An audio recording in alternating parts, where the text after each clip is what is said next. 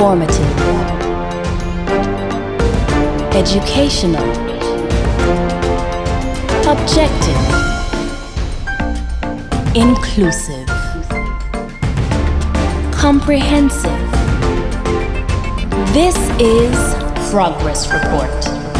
Updates and conversations from the Government Information Service.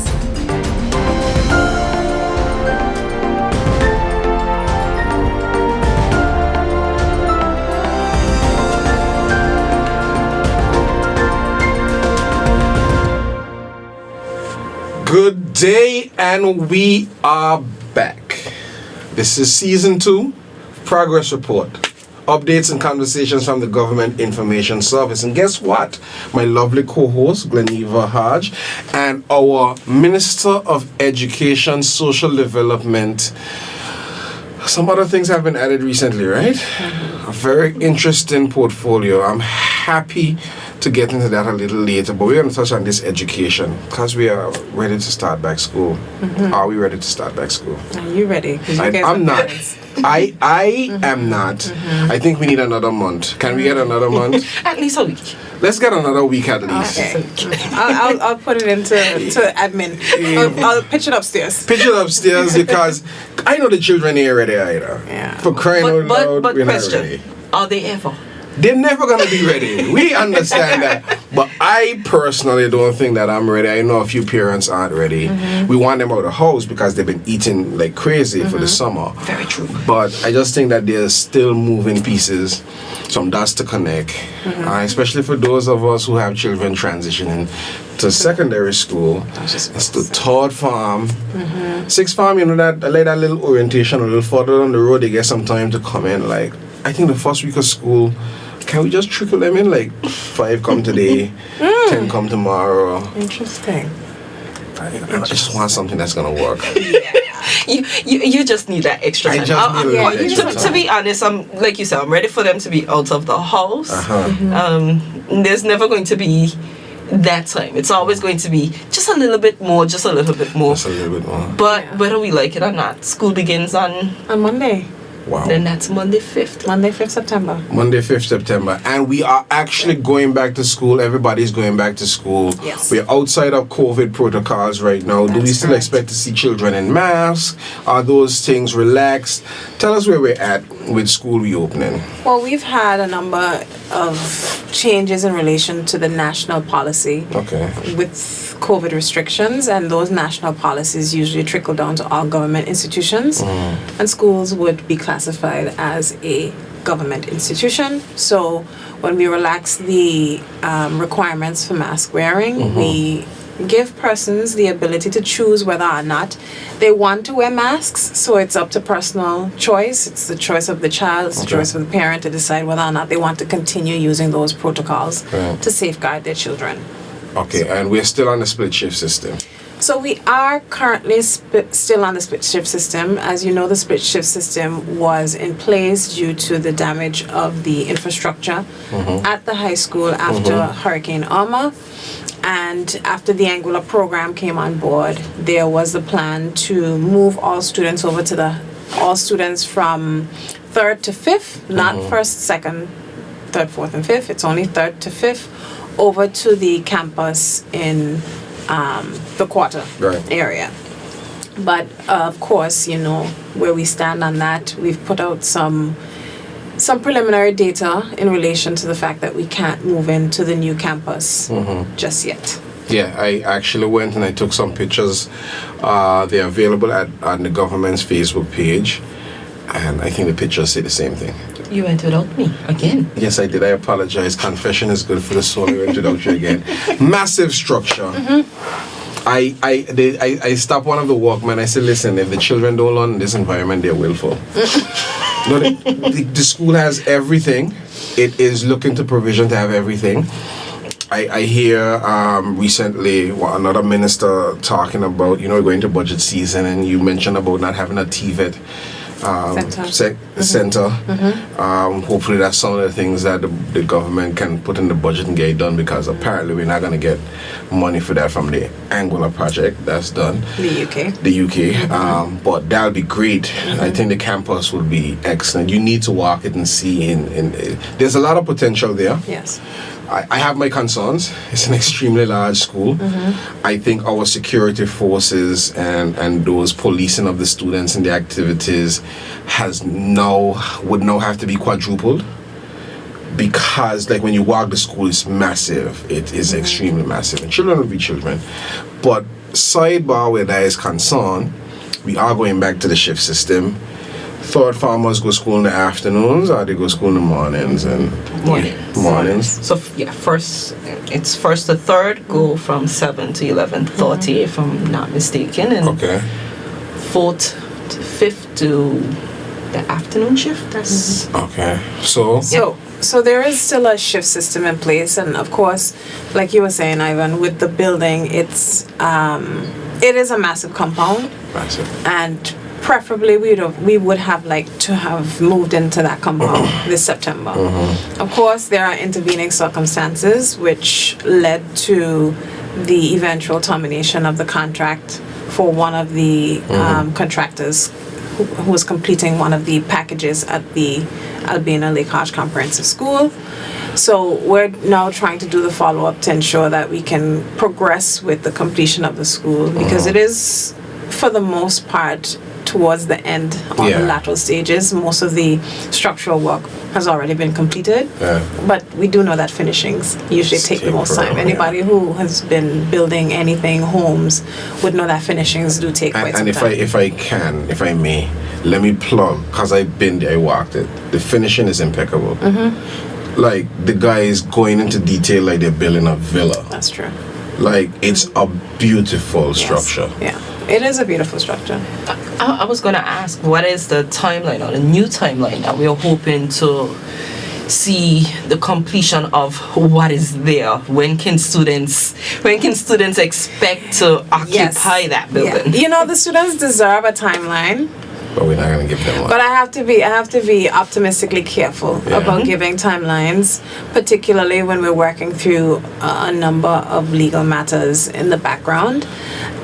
We would, of course, love to see next year this happen. So we're definitely pushing for next year.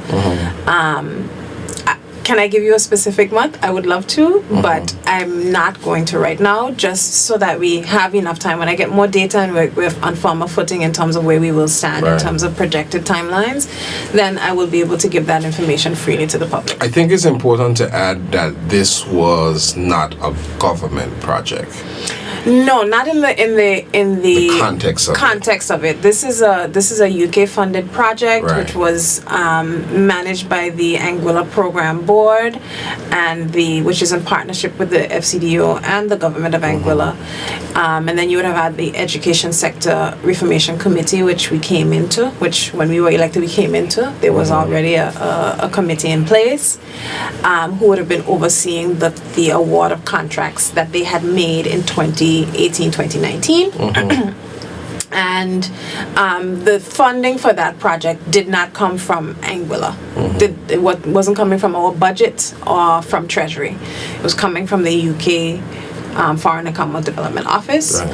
And they had ensured to have project managers on site to be able to manage these projects and be able to indicate where and when and exactly how we would be progressing with the timelines of these projects. Right. I just had a bit of a follow-up. You said that you don't want to give a month next year.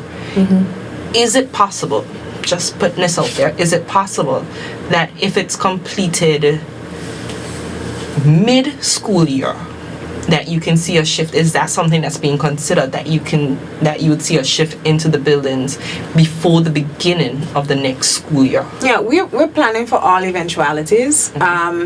We obviously right now we've had to employ security to secure the site round the clock, to ensure that materials are not stolen, so that we can ensure the completion of the building. And we're of course going to be doing as much as possible to prepare for the full shift into the unit, because the particular part of the compound that has not been completed is the part of the compound that's almost a central block. It's the block that's most important because it houses your teaching staff, most of the classrooms, and all of those administrative blocks. So it's we just have to go back and ensure that if we make the shift, or if we are completed mid-year, that it's not too disruptive for the children. That's always the marker. Is it going to be too disruptive, or is it going to be the best move in the best interest of the kids? That's all we're considering. So one other question before we dive into another piece of a matter I want to touch. You want another one, sir? Yes, so one each. One apiece. One apiece. So let me ask mine first. If it's not the same one. So what's going to happen to Campus B? Campus B is going to continue. As Campus B. Yeah, because so third, fourth, fifth, sixth will be at the new site. Third, fourth, fifth. Third, fourth, fifth. Yes. What will happen to sixth? So sixth form, we have some transitioning plans with the ACC, but that also depends on how we get more money for constructing more classrooms for the ACC. So that's what we're working on right now. You just get me in follow-up question problems. So one more before you're two. You get two. I only need one. You only need one? So third, fourth, fifth will be there. First and second are going to be First and second are going to be at Campus B. That's correct. Wow. I think I'm going to leave that one alone. Okay. Go ahead. I think I know where you're going with that, Okay. and we could leave that.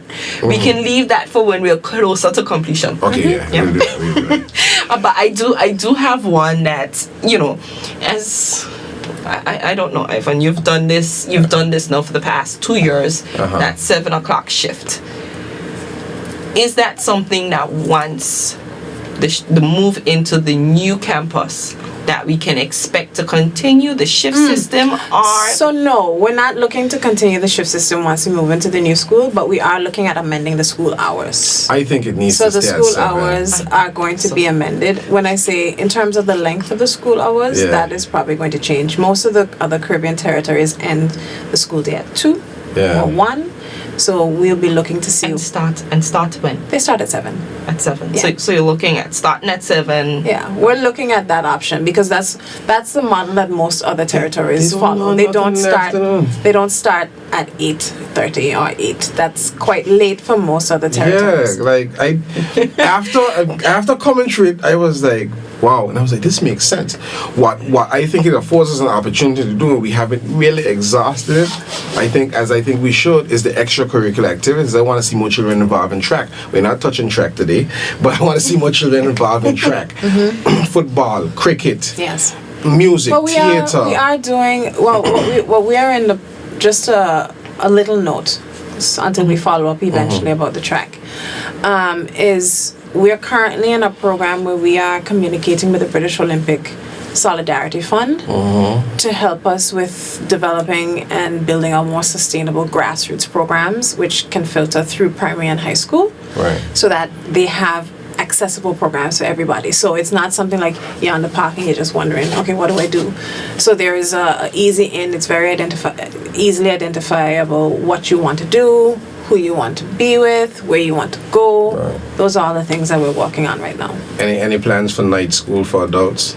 I mean, we don't have GED programs. We are so- looking. Well, what we are looking at, we have been looking at a IT and digital skills program for adults. That's what we have been looking at. Through We the have ACC, well, the ACC can be the partnering institution, but we have had some investors indicate that they have some partners in the U.S. who offer these courses to upskill adults in these programs, which allows them to work remotely from Microsoft and Amazon, which I think is a good potential. And we are just looking to see whether or not we could use. We have an updated. Not something that people know, but we've updated the library computer room. they should know. We had a very nice pictures in the press release. You should know. That is true. We've updated some of the computers in there so that we can eventually use that space for that purpose as well. Nice. Now, I was going to just ask in terms of those additional classes for adults, if there's any consideration for adult literacy. We are looking at it. I mean, the thing about education is that it has been quintessentially only imagined in relation to primary, secondary, and maybe the ACC and the open campus. But it is really, education is very expansive. It relates to people who are trying to find digital literacy or trying to become literate after not really having a lot of exposure to the education system, and it covers everything and everyone. It is quite a large task to take down, which is, I think, the primary challenge with the resources that we have. But there are a number of programs out there, and if persons are willing, that's always the biggest thing. If persons are willing, then we're willing to make a way. Minister, I sorry for going on. That's okay. I just wanted to pause and tell you thanks and commend you, because I've said it before, and I'm gonna say it again. Education and social development isn't a ministry that you see a lot of tangible things, but there is so much work that has gone into your ministry since you've come into that post. I mean, it's no small feat. Dreads and everything that was accepted. That was major for me. But I have earshot sometimes of all the things that you're working on. And the things that you mentioned right now, if people were to sit and say, what was that? They'd understand. You're creating opportunities that impacts our economy. You're shaping lives that impacts our GDP, that impacts how we position ourselves to the rest of the region internationally. That's where education and social development is going. That is the real bedrock of society. And I was on a job site recently, and I want to see more. TVET, the skills area is very, very, very, very, very dear to your heart. Yeah. She turned and she didn't know that. Seriously, the skills area, TVET has been one of it has been underserved for Very so much so. long. I think people are starting to kind of forget about it or give up hope. TVET is one of those critical areas in society because you have all of the persons who maybe have not been able to be exposed to opportunity academically have been picking up opportunities in the skills area. Now, that's not to say that they can't ascribe or try to achieve something in an academic arena, but they just know that they're actually very well skilled in these areas. But what has happened is that their experience in these areas hasn't been recognized. And what we are working on, or what I've put over to the community college, is working on a recognized prior learning accreditation and certificate for persons who've had years in the industry, years of experience, to be able to say, well, my experience is equal to this academic achievement. Okay, so let me break that down for you. We have skills tradesmen, we have contractors that don't have that paper. But what you're working on now would give them that, like honorary degrees. They're grandfathered, and because they have the knowledge, they have the experience, they're gonna tell you, you put that 3/8 steel leg on bend in 4 weeks, you need a half inch, I'm on job sites going around taking pictures, and I'll be entirely honest, it's no discredit to anybody here. It's no discredit to any one of the project managers or contractors, but there's a shortage of skilled labor on the island. It is, and it's always going to be an issue because, well, I'm not, okay, let me rephrase that. I wouldn't say that it's always going to be an issue, but we can attract, people will have different interests, of course. So everyone's not going to necessarily be interested in skilled labor, but we do have enough people who are interested. It's just about ensuring that they feel comfortable in doing their best in that area. If you understand what I mean. Because sometimes Put some respect on your name. Correct. So there's a lot of potential in Anguilla. We're looking at it, and this is what I'm trying to massage for the education system. I am trying a bit of a alternative approach, which is I'm actually trying to push my senior management team in education and all my administrators to look at how we can influence the education system to to push our students towards remote work.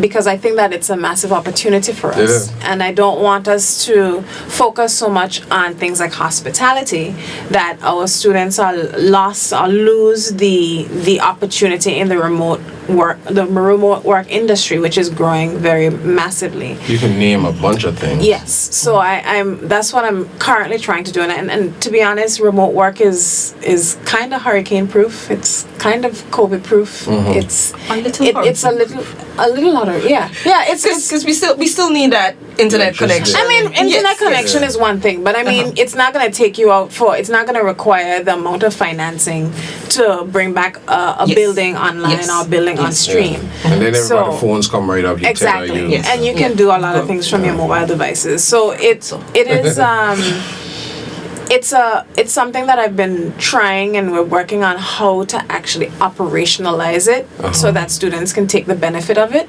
And I'm working with a lot of companies now out of the US and the UK to find out how we can find a solution. I'm trying to go to some conferences next year that kind of propose what that looks like. So I'm excited for that. I am as well. Yeah. Because my son needs a job. Oh my gosh. But you know, it's funny, and then it's funny that you say that, because we can't get too wrapped up in traditional areas of learning. No. Because I've seen I know children online making millions of dollars playing games. And it's not necessarily to say this is a blanket permission for you to just play games all day. But it is to understand that there are areas of opportunity outside our traditional understanding that we can tap in, and I'm trying to see how best to empower our students to be able to do that. Let me give you a little joke, right? So everybody would see the animation of the logos even running on the screen now. So I have a contact in India that does that work for me. My son was just like messing around with Roblox and stuff. And he's like, Daddy, you got After Effects on your computer? I said, well, you know what After Effects? Because I use the Adobe Suite, but I don't have the time to sit down with a lot of the programs. You know how it is. He was like, I want to make an edit. He went on YouTube and he taught himself After Effects. And I showed him a thing. I was like, hey, I spent $85 on this. You know After Effects, and you make. He said, I could do that. Click, click, click, click, click. I was like, so why aren't you making money doing this? I'm like, that's the problem.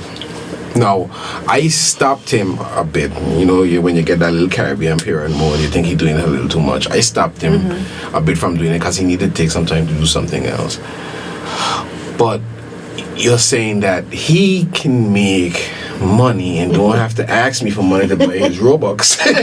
If he making his edits and stuff. So I mean, like, there's opportunities. And we must also be flexible. I'll give. Ivan has a story. I have a story. You have a story too. I asked my daughter, what are you and your friends doing for summer? And she said this one particular friend, she's going to be working on commission pieces. And I'm like, what do you mean?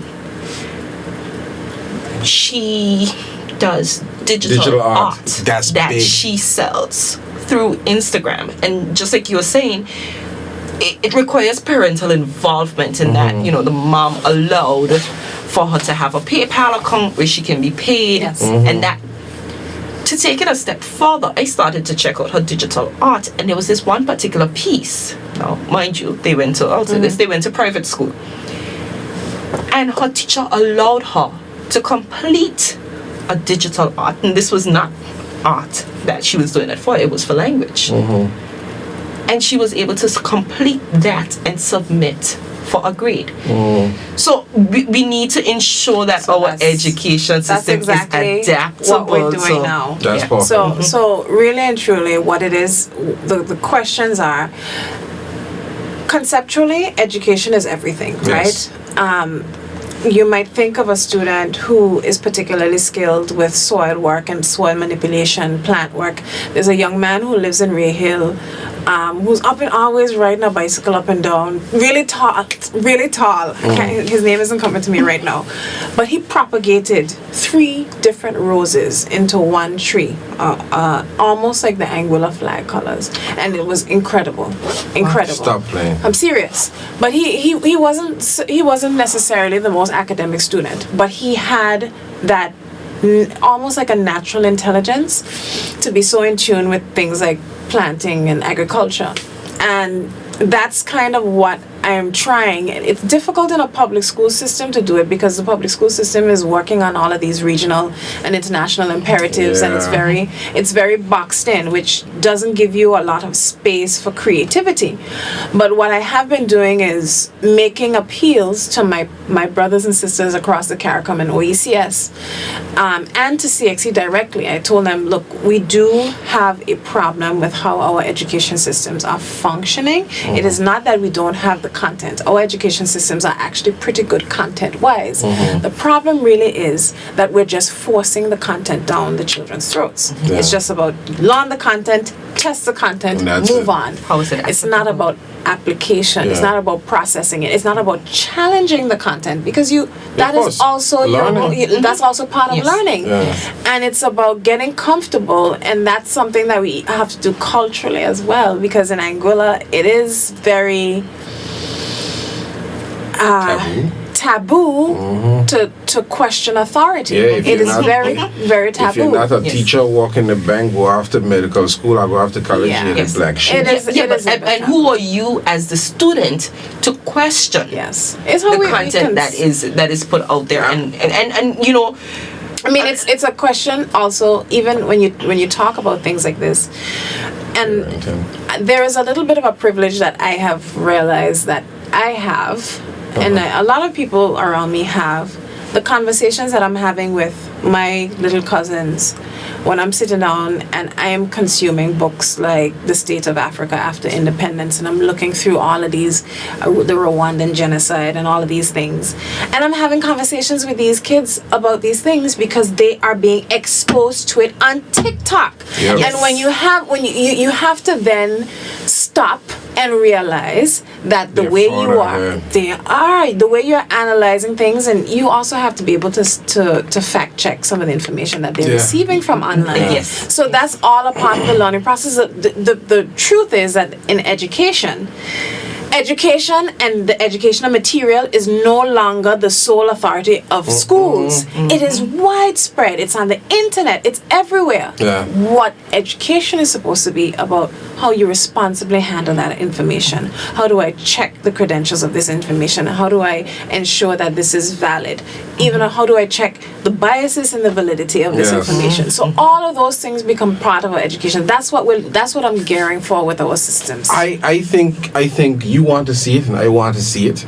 A generation of critical thinkers. The only way education can't be stagnant. No, but the only way you're going to get a generation of critical thinkers is first and foremost to focus on the well-being of the child. Because you can't get critical thinkers when they're focused so much on, or they're bringing into the school system all of the trauma that they're facing, or they're in the school system and they can't concentrate because of all these ulterior factors. We have they can't eat. Something as simple as that. And that's why, I mean, maybe to kind of jump into something we're going to discuss a little later.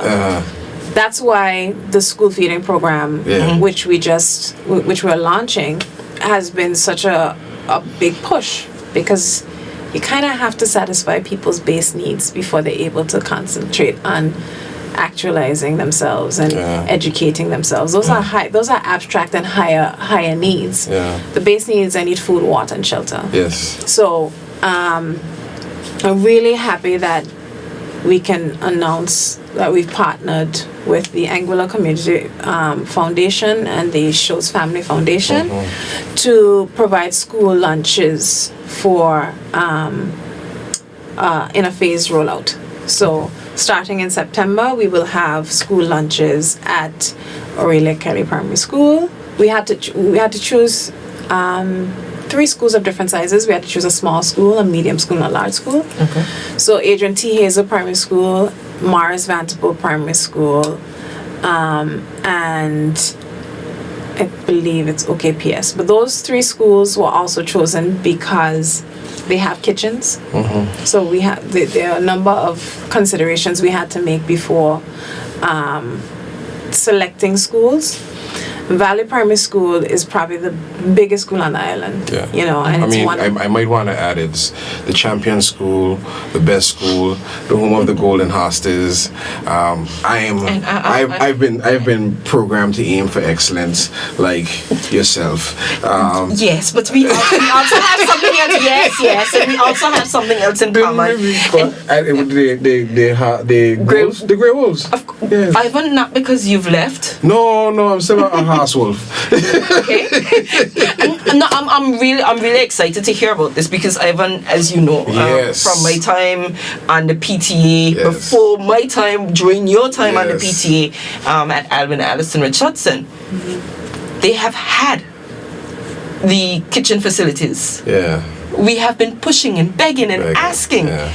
And you know, it never. I think we were this close at one point. I think a chef was hired at one point, and then I don't know if it was a little fuzzy on the dates because this has been quite some time. I think Alma came and then that got thrown out, and you know, it's unfortunate. It's something that definitely we've been looking forward to. So happy to hear about the rollout, and hopefully our town will come soon. Yeah, so we're going to do an assessment in November after the first phase rollout, and then we're going to be looking to see how we can onboard the rest of the schools in 2023, starting in January. So that means we're getting some money in the budget for kitchens for those that don't have. Actually, we've been very fortunate, and the Schultz Foundation has been giving us the funding for the utensils for outfitting the kitchens, not just for the funding for the food itself. What we are looking at, yes, as you said correctly, we're looking at budgeting for the expansion of a kitchen at the schools that don't have kitchens currently, so that they can provide school meals for their students. We did look at how much it would cost to use one school to prepare lunches for multiple schools. That was very cumbersome and actually quite costly. I can only imagine. And so, and what we were trying to do is see whether or not we could achieve maybe catering for the schools that have kitchens, and getting meals brought in. So catering for the school that didn't have a kitchen.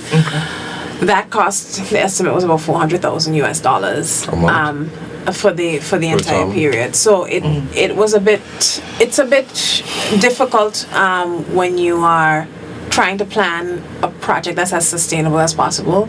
You can't really completely just ask people, just give me the money for paying somebody to make meals. We really want to make it sustainable, so that's why we're trying to phase it in. And we need the data. So we're gonna see how effective the rollout has been from September to November. We're gonna do an assessment, see where we need to do any checks and balances to change the program, keep going. And then in December we'll be able to make a final assessment, and then see how we can onboard the other schools. Go ahead.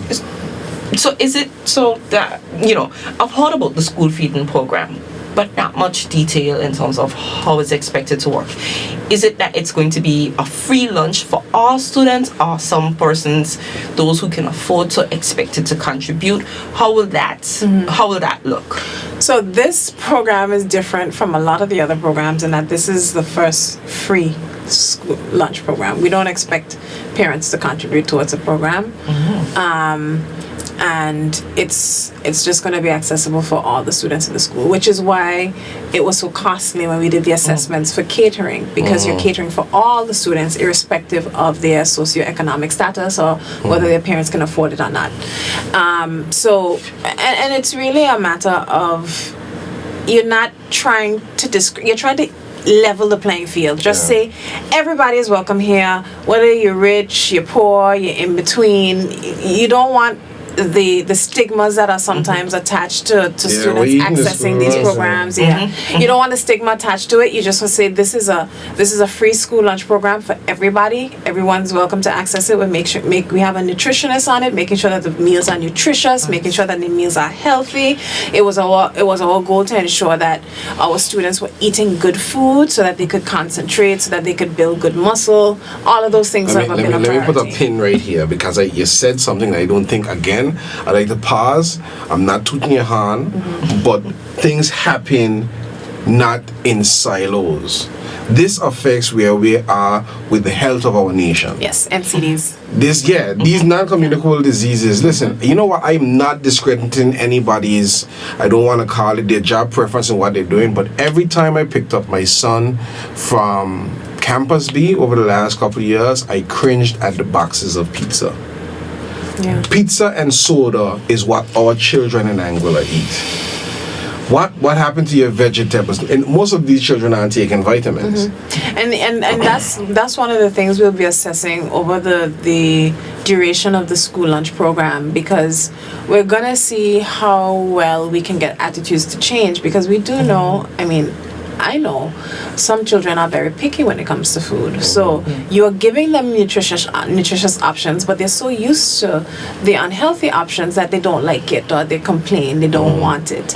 And that's something that we have to figure out a way. How do we get? I don't know. It's very difficult with food because you can't really get people to like something they don't like. I think, but it is something that we have to the more you're exposed to it, and the more I'll say this in free plug. Not a plug, but just saying, Lisa, please come back.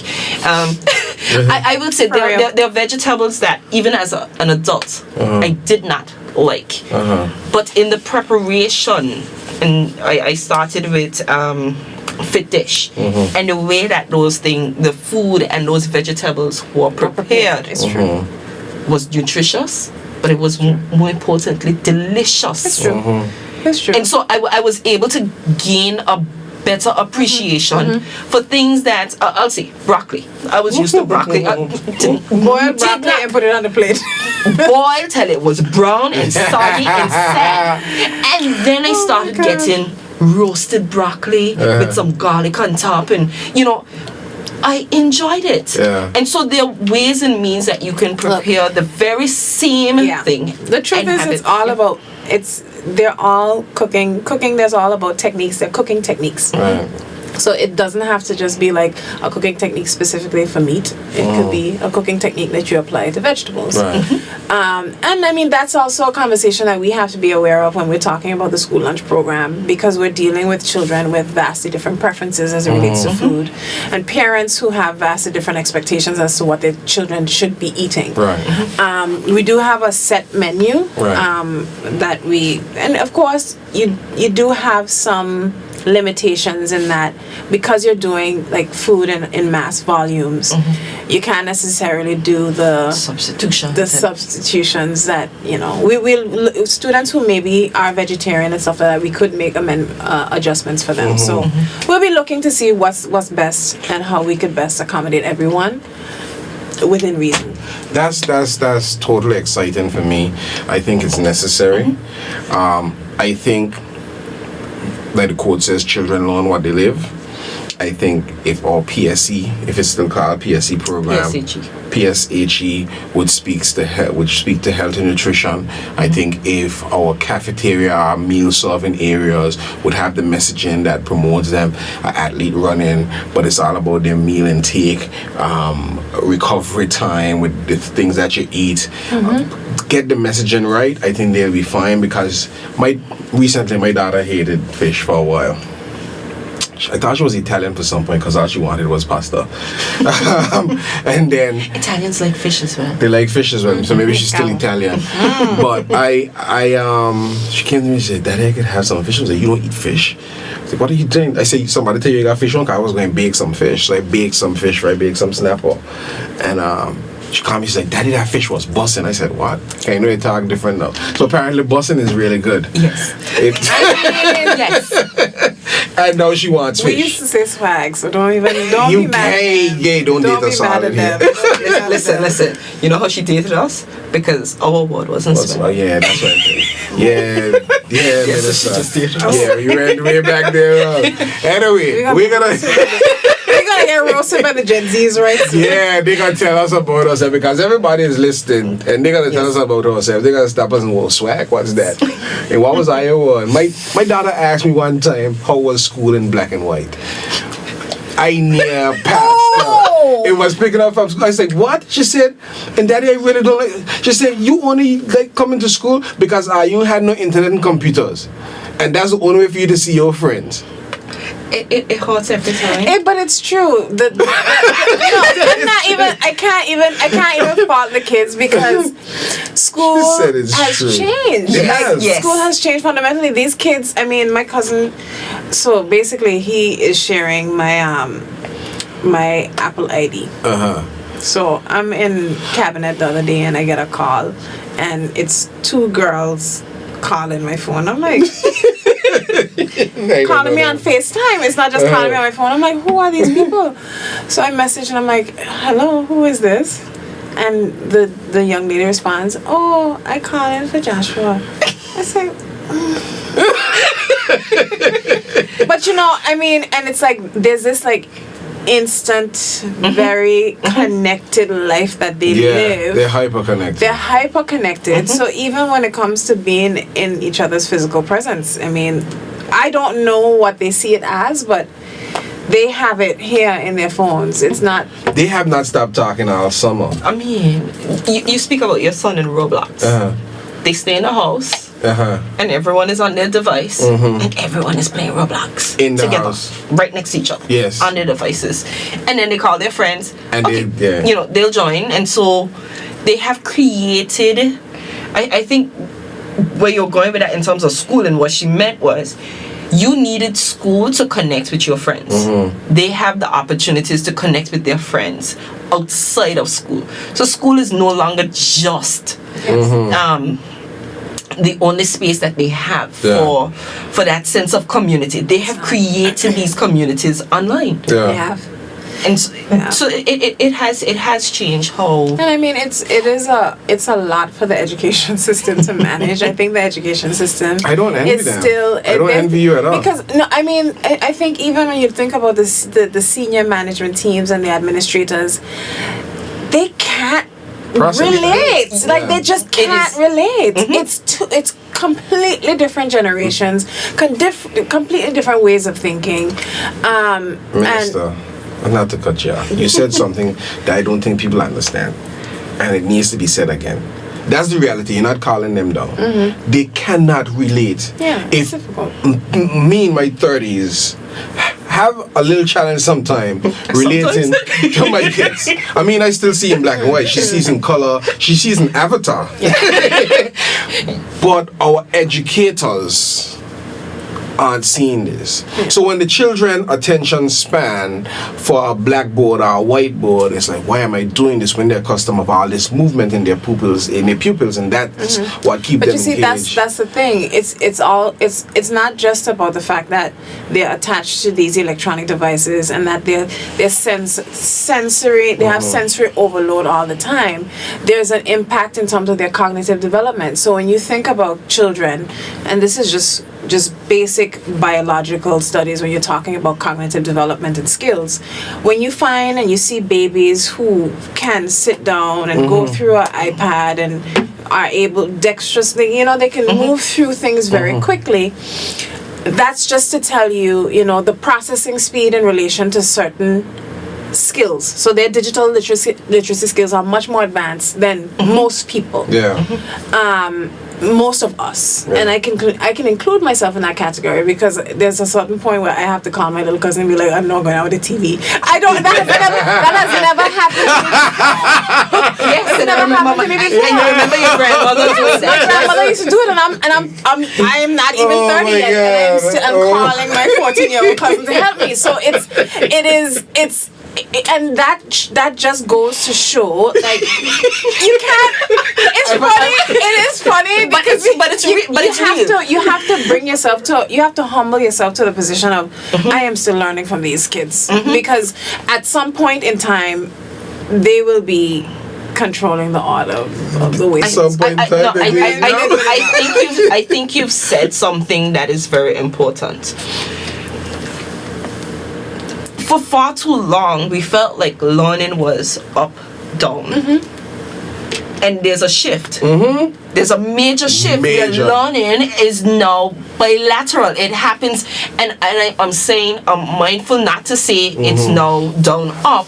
It is bilateral. It is bilateral. And until we are very open to the idea that it is bilateral, we are robbing ourselves of opportunities. Yeah, that is so true. Because I don't know if you've given thoughts, or even within the school system, if thought has been given to the opportunities for teachers to learn from. Yes, of course. The students. Yeah. Because just like we learn so many from the children around us. But I'll give you an example. It wasn't as I don't think it came down to us learning directly from the students, but what ended up happening was the younger teachers, the teachers who are Gen Zers themselves, yes, and we have those, are the ones who were leading the charge when it came to the technological changes in Anguilla. They were the ones who were saying, like, we will then be the focus point, will then help other teachers get on board with these technological advancements and these changes.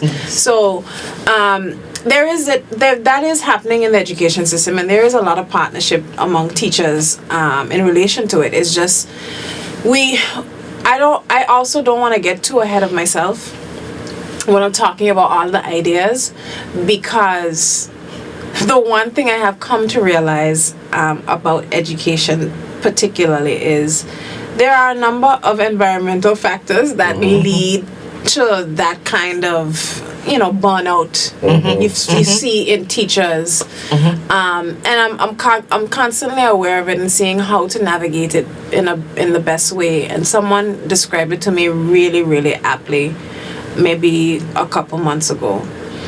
They said, you have a teacher who comes into the system fresh, wanting to do all these things, and then they get their run-ins with how things are, or with other people's burnout. So they come in fresh and they bristle into somebody else's thorn. So it's a rose coming into the system, but they grow thorns to be able to deal with the realities of the system. And then it becomes a bunch of roses in a system with thorns. So everybody's thorns are brushing against everybody's thorns. That doesn't sound comfortable. It's not comfortable, but it goes to show that have thorns in your thorns. We can't really But Aunt Rose Bush is pretty. They are. But it means that you get the pretty with the parts that are uncomfortable. There's a lot of uncomfortable things within it, and I always pause because I keep saying teachers are humans too. We sometimes underestimate the type of sacrifice it takes from them, to get up and go into a school. I mean, they are probably the only civil servants who don't sit in air-conditioned offices, who then have to put on their best and deal with everybody's issues and be counselors and be therapists and be doctors and be mothers. It's not easy, and even when I'm approaching all of these innovative ideas, I keep saying, for me, it's also about, I'm cognizant of these things, I want to be aware of them and be able to pursue them, but I also want to be able to address the underlying problems that have caused the burnout. Because you're not going to be able to, I can't just come in and import all of these ideas onto a burnt-out system, because the system is just going to be another thing that they try to introduce. So how do we breathe life into the system? How do we breathe life into the teachers? How do we attract more younger teachers? How do we attract more male teachers? Yeah, well, I mean, part of the male teachers thing is that the countries, it's not just Anguilla, need to stop characterizing teaching as a female profession. I concur. And so why didn't you continue, Ivan? Why didn't I continue teaching? You taught me. Teaching gave me panic attacks. What? Yes. I'm certain my class could help contribute to that. Teaching gave me panic attacks, and it wasn't the teaching. You remember you said that thing about you caring and you wanting to do. Yeah, I did. The system isn't. I don't know what it is now. The system wasn't made for being innovative. The system in my time, no disrespect to who was ever teaching at that time, education officer, I didn't think it was a system that cared. I think the system painted everybody with the same brush. I understood that children learn differently and some aren't interested in the academics of things, but if you put a screwdriver in their hand, they're the best small engine mechanic you could ever find. I understand that some people are gifted and music is their passion. I would never forget when I was in school, a particular young man from Island Harbor come in school every day, no dunce, and he just get up in front of the class, suck his teeth, man, they're going on the rocks, catch me 2 ballyhoos. He left. He went to fish. He wanted to fish. Is he any far off worse today? Nope. He got house, car, boat, assets, can count, business, entrepreneur. And I'm not saying that you just abandon it, but he had reached to the point where I can count, I can read, this is enough for me. I ain't need to know nothing about the whatever the plant under the leaf and the cytoplasm and all that stuff. I want to learn about fish. And that's it. Fish don't eat trees. No, I'm telling you the conversation. Like he was fed up. Yeah. And then coming out of high school into sixth form, I went straight into teaching before I left for university, and I was like, yeah, this don't make sense. Something is wrong with this system. Yeah, I think that's not. It's not unique to Anguilla. I will say that, because even in my conversations with ministers across the region, we all identified the same issues. What it is that in trying to address education in line with all of these international and regional things and standards, and you need universal child care, universal education, universal this, they want to be able to say they're achieving something.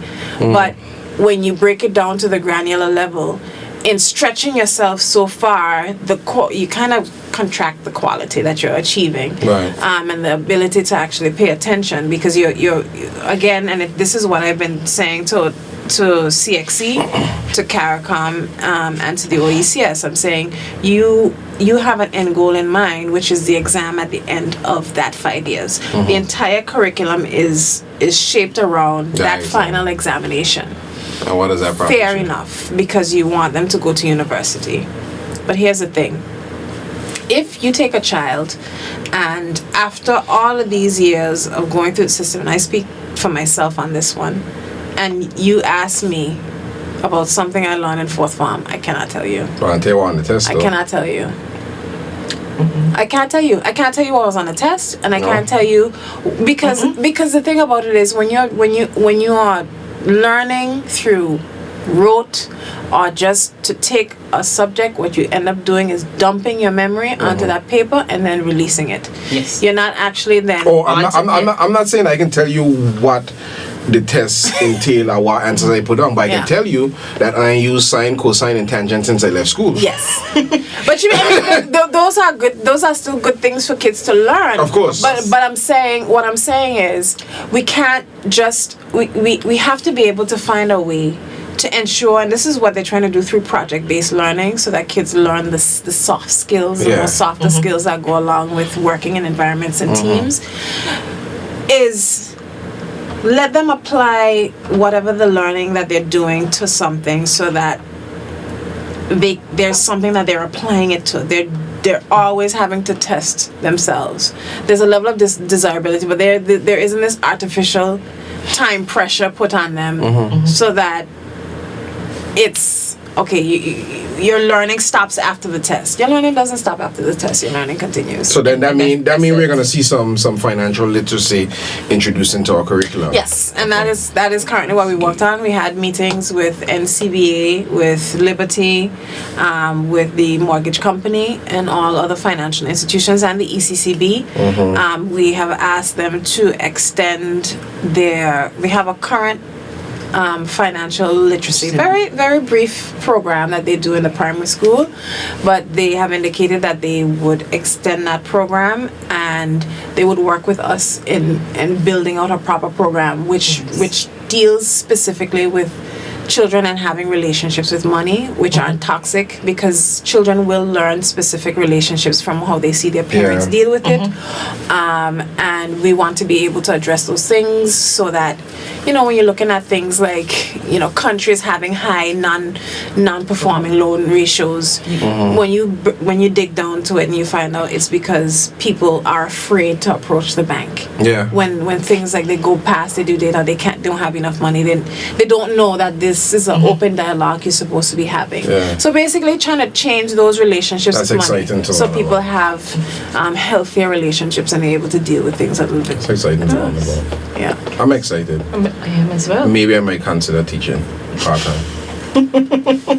It has to be a love. It cannot just be love children. A job and that's it. That's why I left. It has to be an innate love. And then they wanted me to lesson plan when I didn't agree with the lessons in the first place. Oh dear Lord. You can imagine? I had to prepare to do something I didn't want. I had to prepare to do something that I didn't want to do. A maverick. Yes. I was. Yeah, I did. It was.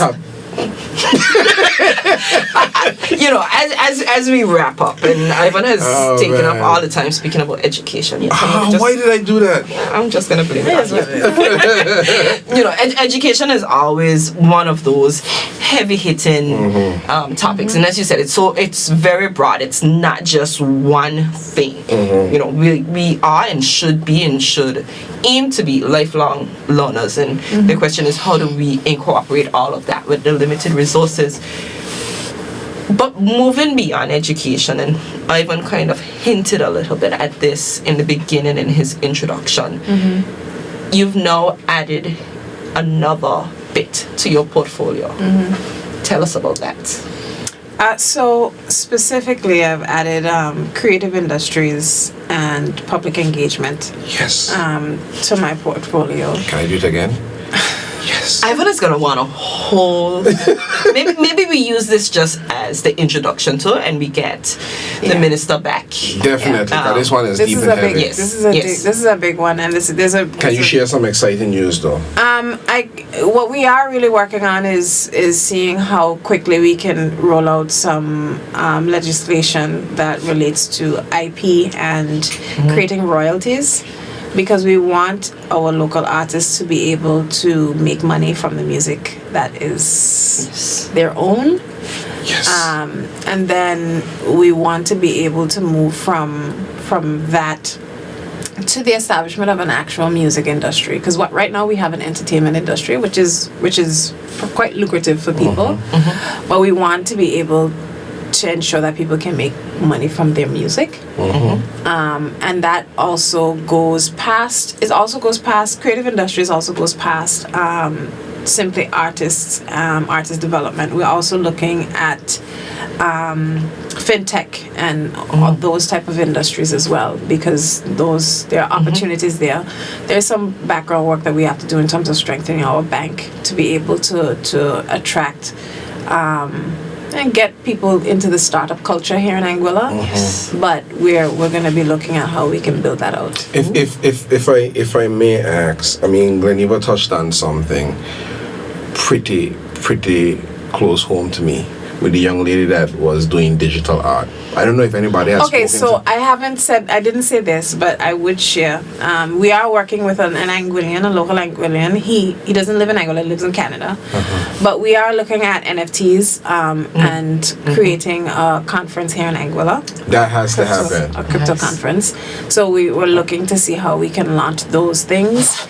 I think that it's a lot of potential for young people. This is an area that they're very comfortable in. We've had a group of young men in Anguilla already creating a NFT collection called Bad Goats, which was actually pretty interesting. For the sake of, because it took me some time, I kept seeing NFTs. Yes. And I took some time to research what are NFTs. And I think we take for granted non-fungible tokens. Yes. So that's what it means, but Okay, to make an example, because even when I've explained it to people, they're like, I have no idea what you're talking about. And that is the generational gap that comes into play. It is a fungible token is meant to be a unique piece of art that only one person owns, and it's verified through something called the blockchain. So let's just say this room is a picture, a digital picture.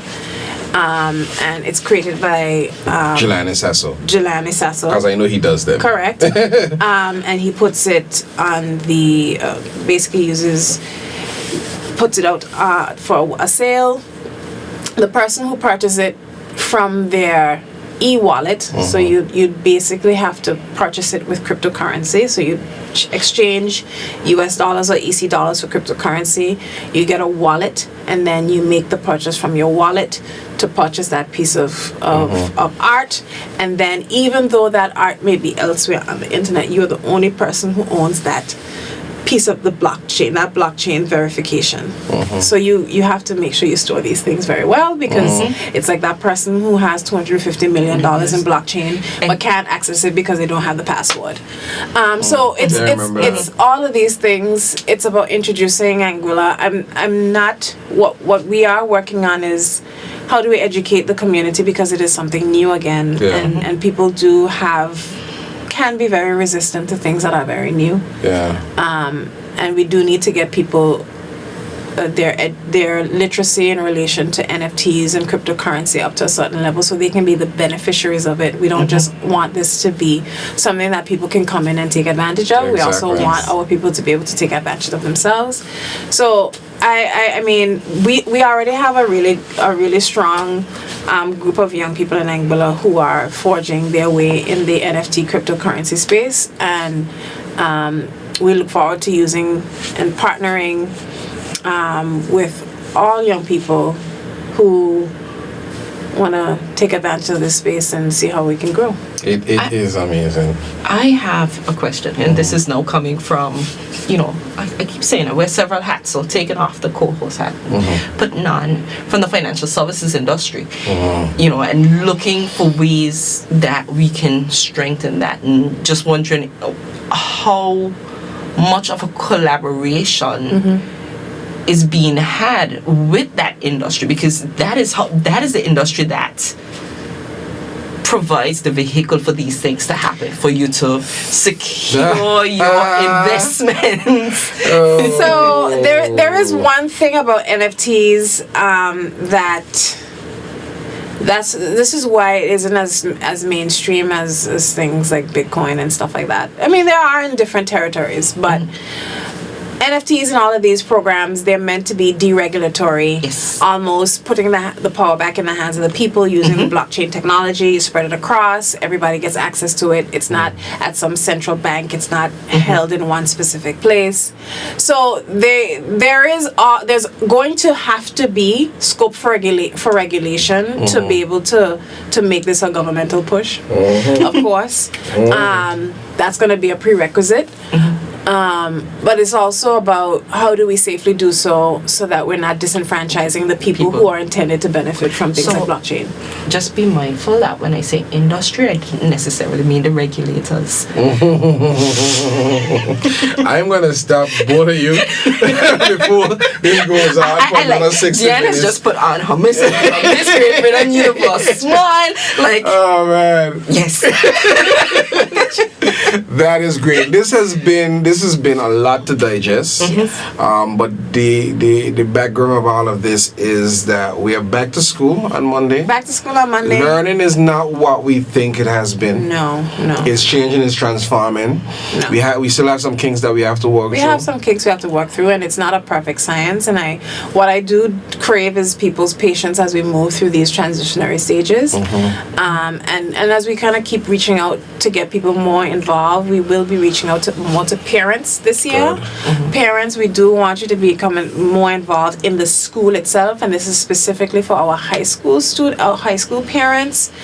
We know that there's typically some level of fall off when kids transition to high school, but we're looking to enlist your support throughout this year. We want this year to be the highest year for parent participation at the high school level, so please I'm gonna say one more thing. don't give up. I'll say one more thing. Yes. This is me all the time, stuff that's come to me right at the end. I am thankful for the lessons in the L's that we took. That's a line from one of your songs. So if anybody use that, coming to you, right? Okay, because you're working on that legislation. Or that's a line of your music song. It ain't released yet. COVID, all those things created a shift in education as well. Yes. We went online with a lot of things. Parents had a lot more insight. Is there any plans, or would you like to see an app for education in Anguilla where we can communicate alerts? We are developing and will be rolling out in January 2023 an education management information system, which is going to collate all of that educational information, have parents be able to access all of their kids' records, upload all of their kids' information, not have to do anything coming in paper all the time anymore. So we will be launching that in January 2023. And we're going to touch that the next time we have you back. How soon can we have you back? Next week. There we go. You heard it here first. We're going to have the Minister of Education back next week. We're going to dive a little deeper into that. Ivan, I apologize. No, I apologize. Ivan. Graniva has our plans. This is how I keep telling people so when they call me here. I'm just here to sit on this side of the camera and say we're back.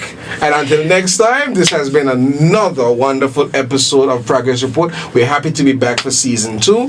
My lovely co-host Graniva Hodge, the Honorable Minister of Social Development and Education. I just mix it up even in the press releases. That's okay. Education and social development. So, which one comes first? You see, people put social development first. Some people put education. It doesn't matter. It doesn't matter. No. Because Once you say the words, it's fine. Once you say the I words. love it. And now what we add to it? Creative industries. Creative and public industries engagement. and public engagement. Great. And we look forward to having you back soon. Maybe not next week. Maybe not next week. But we'll have you back. Thank you for joining Oh us. man, this has been epic. This was a good one. First one back. This was a good one. Yes. I'm excited about the EMIS. The EMIS, yeah. That's gonna Why we didn't have these things when we were in school? You know what? We'll pick this up off Next camera time. next time.